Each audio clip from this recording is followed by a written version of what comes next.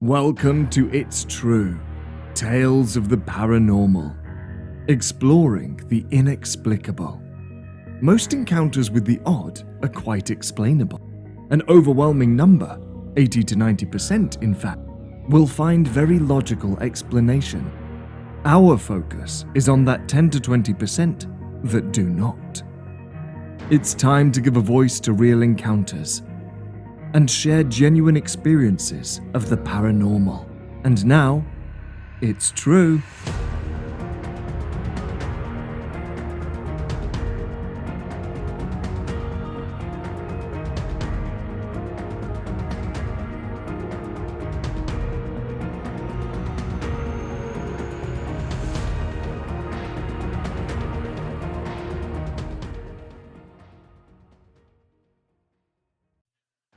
What are orbs?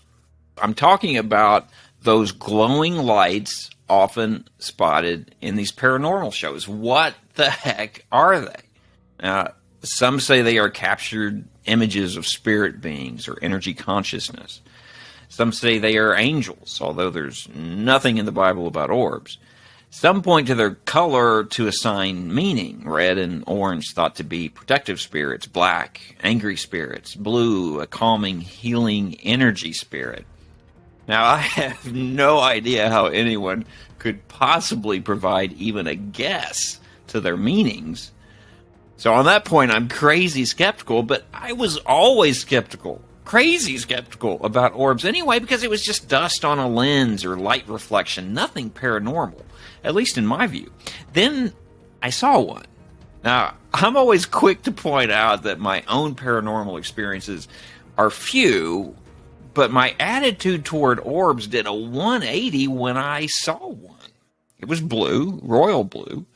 I was driving home from a weekly dinner with friends and stopped at a stop sign when a blue orb quickly crossed my path. It slowed as it approached me, almost stopped, and then sped away. In the few seconds that I saw it, I first thought it was my headlights reflecting, but as it slowed, nope, no way. This object was three-dimensional, and it seemed to notice me as much as I noticed it before it sped away.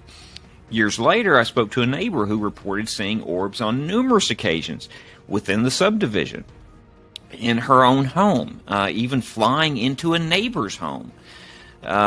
So in this episode of It's True, Tales of the Paranormal, we're going to explore these traveling balls of light with some folks who have had plenty of experience with them. We'll talk to two paranormal teams, Mags Williams from Bench Breaking Broads, Ghost Hunters in Nashville, and Chrissy and Charlie Holloway from East Tennessee Paranormal, and we'll get into it when we return.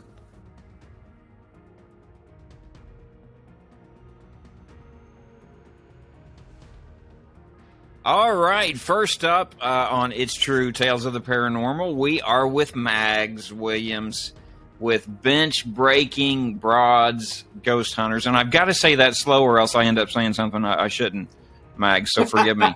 But how are you? We did the same thing. I'm doing well. How about yourself? I'm good. What are these orbs? Tell me. I'll tell you, 99% of the time, they're dust or bugs. Yeah. Okay. But there's that Gotcha. 1%, and we have seen them. People have shown us pictures, and we've also had pictures that we took. And it seems to look like if you can zoom in as far as you can on one, it appears to have an inner light. There's just a light emitting from the center of the orb. Those we honestly do not think are dust or bugs. It very possibly could be the energy of a deceased person. Okay. All right. So when do these appear? Where do they appear? I mean, is it are they attached to properties the way residual hauntings are attached to homes or properties?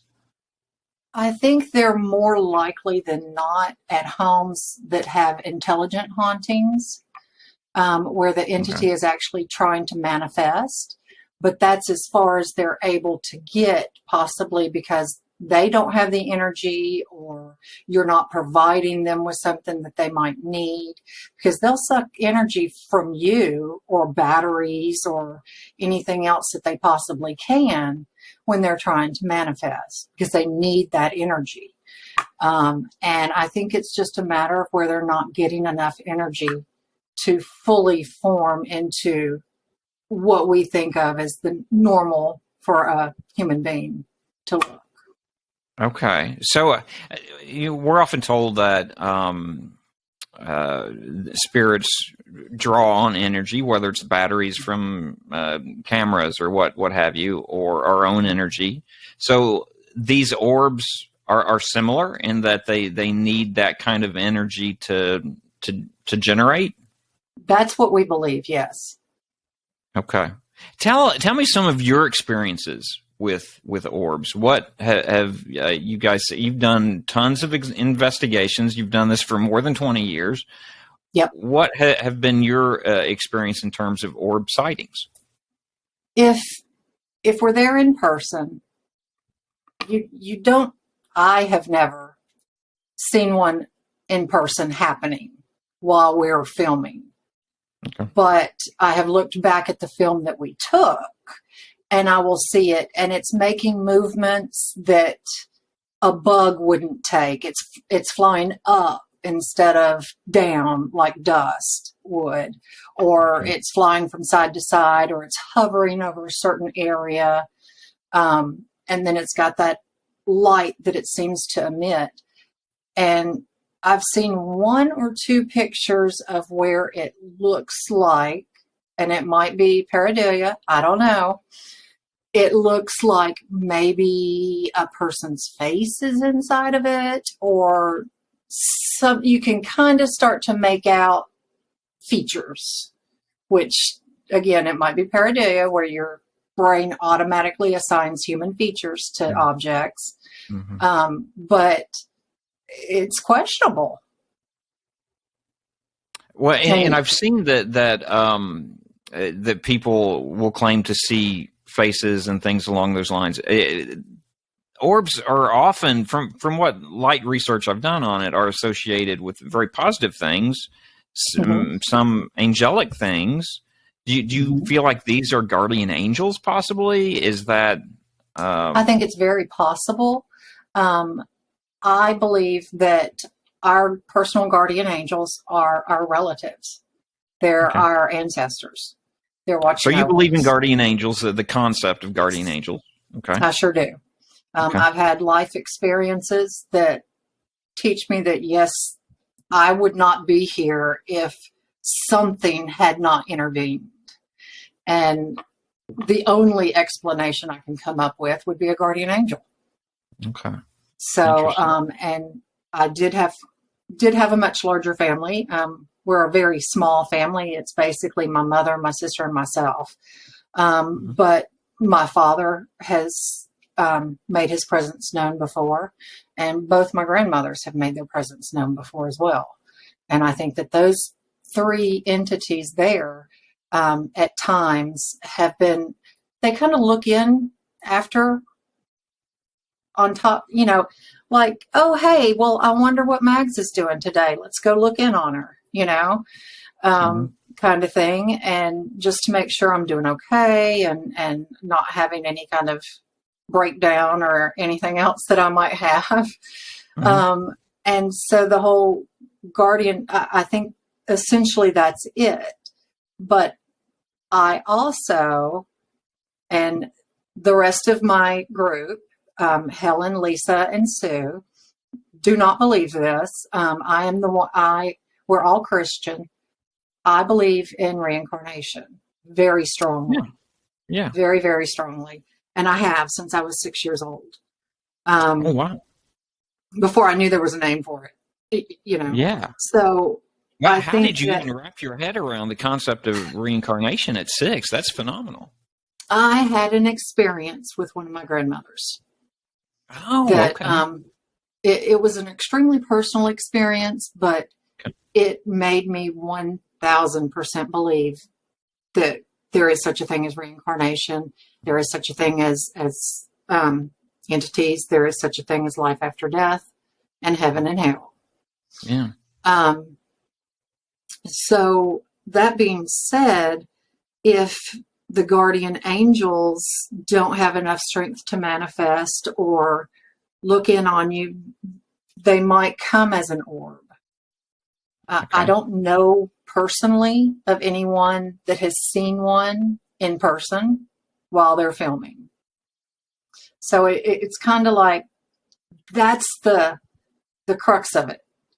To me, if we could somehow prove that they only appear because of a certain kind of camera or a certain kind of, I mean, it's all digital these days anyway, but I think we could get somewhere. But the paranormal is what it is and isn't. Yeah. Right. True. So you really have, it's a thing that you have to go on your own gut feeling. And orbs are the same. If it's making you feel loved and warm and safe and happy, then it would be, I would think, tend to be a guardian angel type of entity.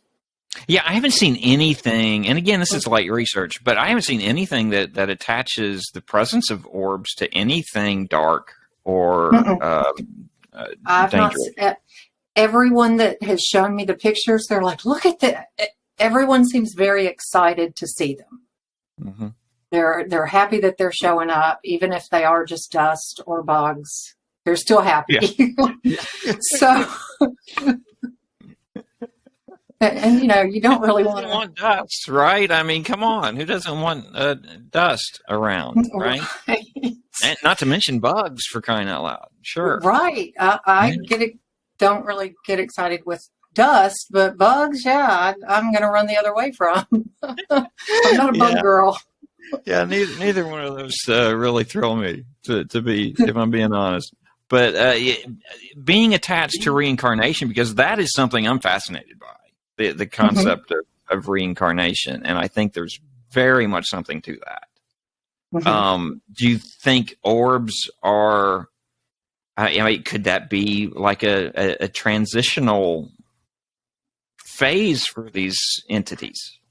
I do think it could be a transitional phase, or you're seeing just a very young soul, perhaps, that doesn't have all of the answers yet.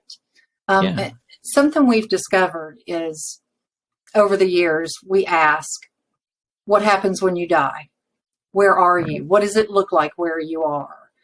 These are questions that no entity has ever answered for us.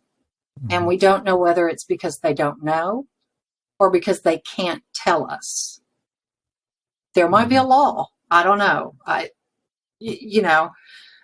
Maybe it is an almighty saying you can visit, but you can't tell anyone where you are, or, and so those could be very young souls that are looking for a new body, or it could be any number of things, really.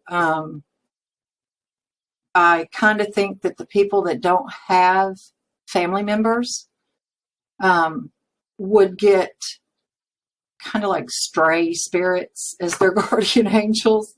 I mean, I don't really want to, because there are a lot of people, especially in this day and age, that really don't have family. Whether it's just because, horrible things have happened, or they don't communicate with them, or just what's going on. I don't know. Sure. But I think that there are some stray spirits coming back, probably in an orb form. And maybe they're looking for a new person to guard. Okay. Interesting. Well, it's fascinating stuff. And thanks for coming on and sharing your views, because they're fascinating. I appreciate that. Yeah. Paranormal is what it is and isn't. So just whatever in your gut you feel, that's what you need to go with. Yeah, and it's not a concrete science. I don't think there's a lot of concrete science attached to the No. industry as a whole. Just Right. yeah. So, but those are interesting thoughts, interesting theories, and I appreciate you coming on and sharing. Absolutely. Thank All you for right. Well, having us. yeah. Well, next up, we'll continue to explore these little balls of light. We'll talk to Chrissy and Charlie Holloway from East Tennessee Paranormal right after this.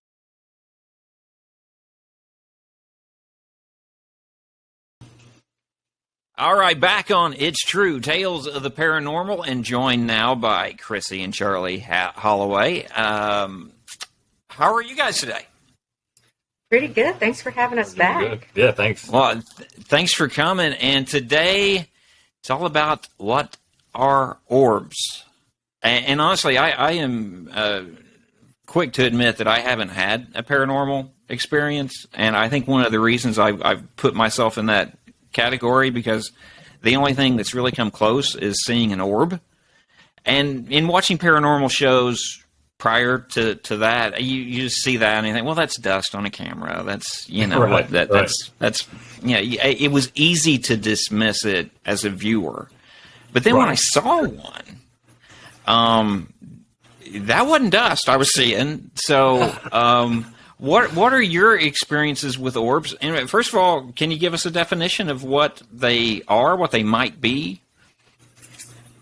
So most people will tell you that an orb is just a ball of energy, you know, and they don't really know exactly if it's, you know, an entity or a spirit, but they just know that it's actual, mostly classified as some kind of paranormal energy.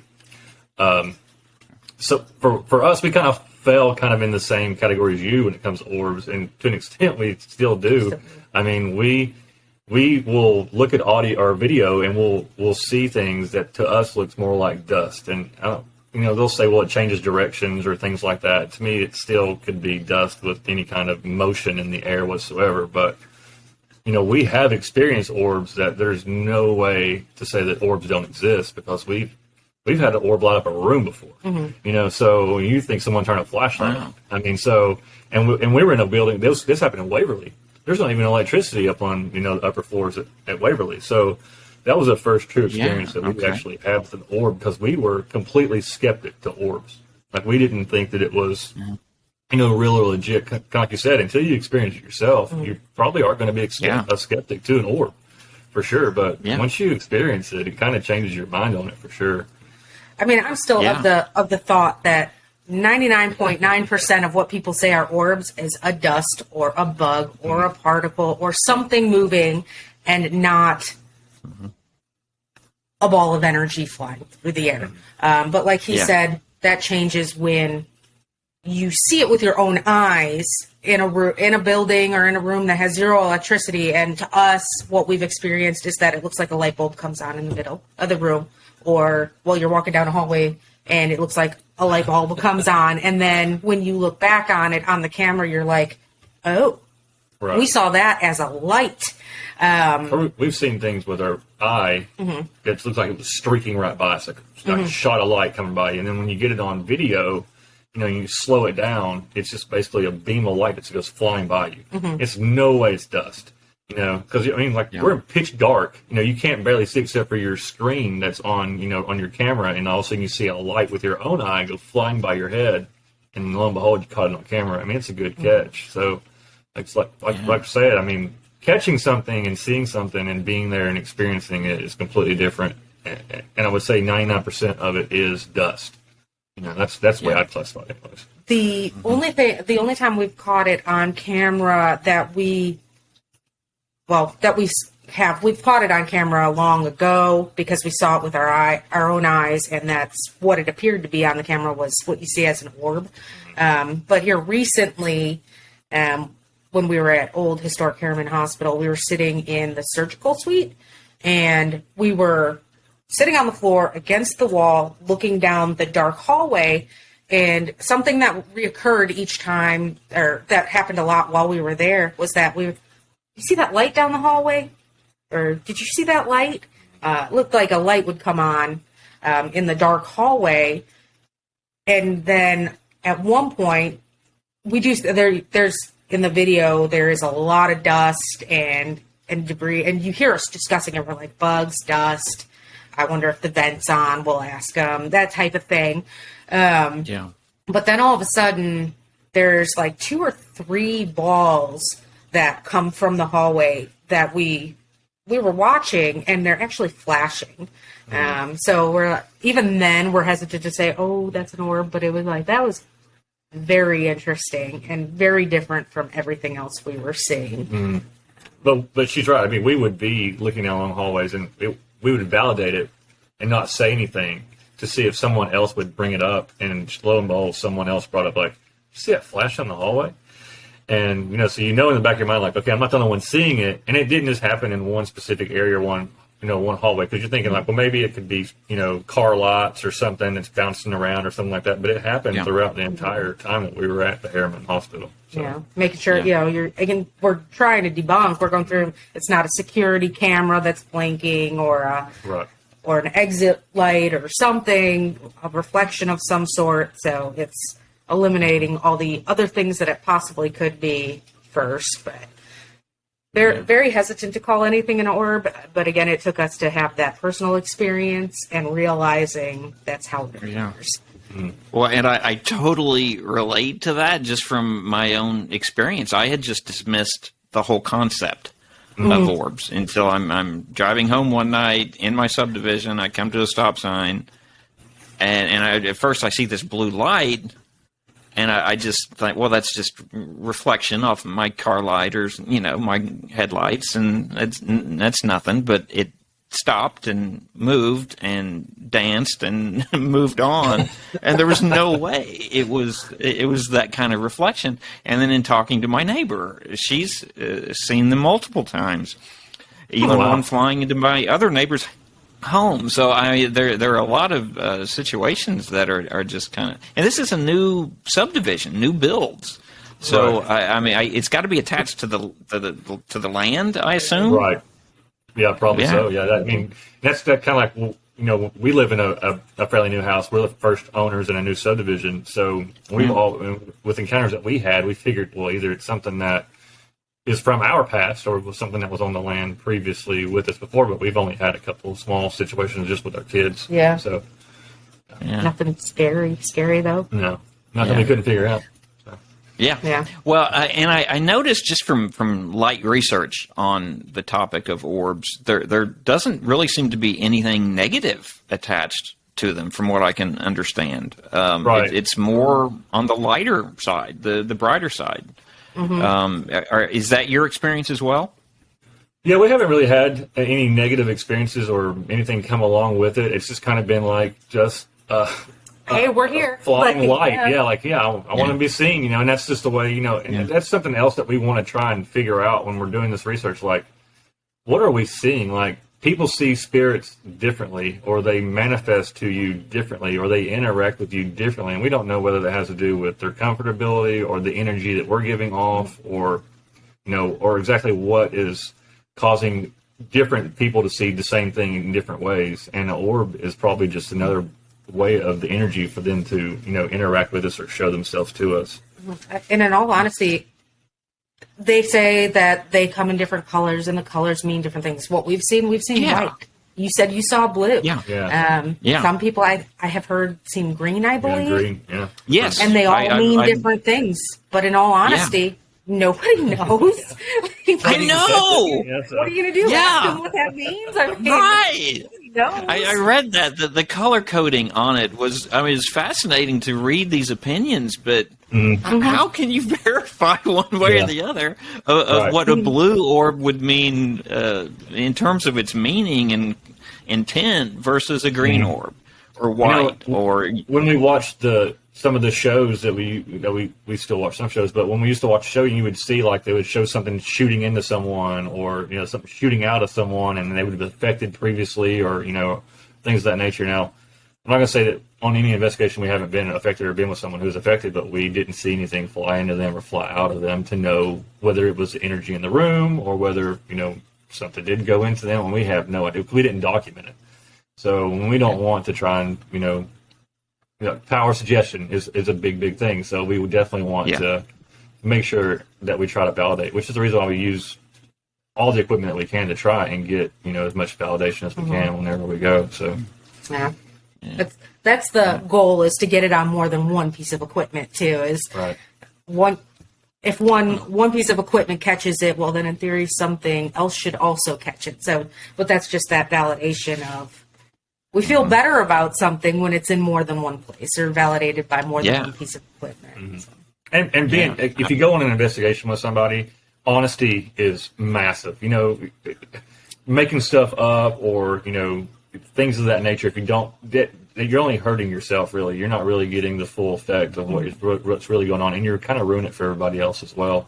So, because we've gone on, and obviously their interaction could be completely different than me in the room, but, going back and back and back to places and not experiencing some of the things that we've gone with people that have, kind of makes you wonder, was they really having an interaction, or were they just saying that to have that interaction? Or, they've convinced themselves that that's the interaction they're having. So that's why, we keep our groups small. Like, we do have, I think we've mentioned them before. We started with a group called Scope out of Knoxville, and we're still very close with them. And when we want help or have room on an investigation, we'll give them a shout. And same for them. They'll reach out to us and be like, hey, you want to come along, or are you available to come along with it for this one? And we will, because we are very close with them and we trust them. And that is a huge thing. You have to be able to trust who you're with, that they're on the same playing field as you are, if you will, the same line of thinking. Right. That your philosophies are aligning essentially with exactly. theirs. That's what, in terms of making an. Yeah, when we open up to allow people to come with us, but if we felt or or anything, we want to try and interact and meet with these people beforehand, obviously, to try and get a vibe and make sure that they understand exactly what you're getting into and the rules that we set forth. Because we want to come back, it's our reputation. So we want to be able to come back to these locations and be trusted by the people, because we're the ones who's setting it up, we're the ones who's talking to these people, we're the ones who's doing the research, so most of everything's going to come back on us. Yeah, we take the risk. We're the ones taking the risk with even treating the property with respect and all that. So by inviting other people in, we understand that. So trustworthy is a big thing, So yeah.